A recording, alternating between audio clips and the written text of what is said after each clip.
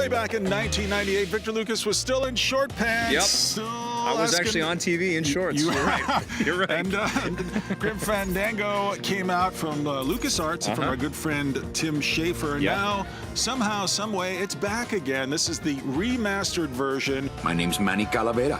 I'm your new travel agent. I don't want a new travel agent. I want to go home.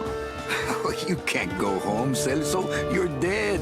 I have to admit right off the bat, I wasn't a huge fan of this at the outset. Games were very different in 1998, and this wasn't the kind of game that I was used to playing back then. Yeah, no, games were very different. This was definitely a PC-centric adventure title. Did you play it? I did play it, and I loved it. I loved it for its beauty and the characters and the ambiance and the setting. I love noir, and I like the Day of the Dead kind of tones of this game. But it is one of these obtuse, scum-based puzzle-type adventures where you have no idea what to do next, and you're constantly hitting these literal and figurative invisible walls where you're like, what the, where am I going? It is maddening. Yeah. The game stars Manny Calavera, who is an undertaker for some sort of New York version of what I guess the afterlife is like. It's some sort of special work order. To all agents from Office Manager Don Copel. All right, you boneheads, thank your lucky stars and get to your friggin' cars. We have a mass poisoning on our hands. Definitely some great, intelligent homages to some classic pulp and noir fiction of the early 20th century, which is all wonderful stuff. Definitely some Casablanca type of overtones. The voice acting is great. The writing is great. All of it. Makes for a great story, and maneuvering around inside of the world is fun.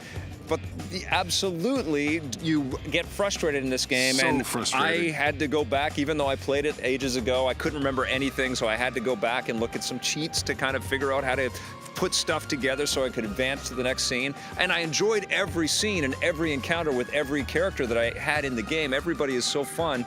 Now, there are some rough edges in this, even in the remastered thing. Some of the demons and things and the spiders and stuff all kind of look a little creaky. It doesn't look as great as you would hope it would look for a remastered version. Yeah, it's not a full re-render. The living still give me the creeps.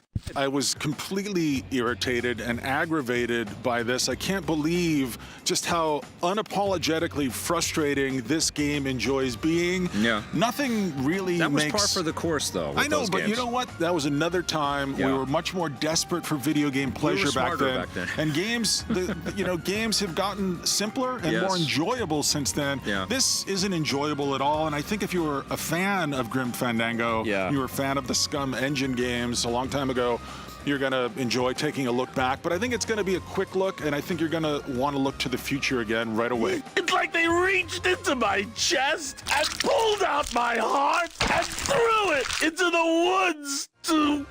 I don't know if this is for everyone. I certainly enjoyed it, but I think you can also get a lot from just watching cutscenes and watching all of the storytelling in this title. And you could get a lot from just looking at old Playboy magazines, too. Yes. Could do that. That's a weird endorsement. What are you giving Grim Fandango Remastered? I'm giving it a 4 out of 10. I'm sorry. Oh, that gets you right in the heart right there. I'm giving it a 7.5 out of 10. That's not much higher.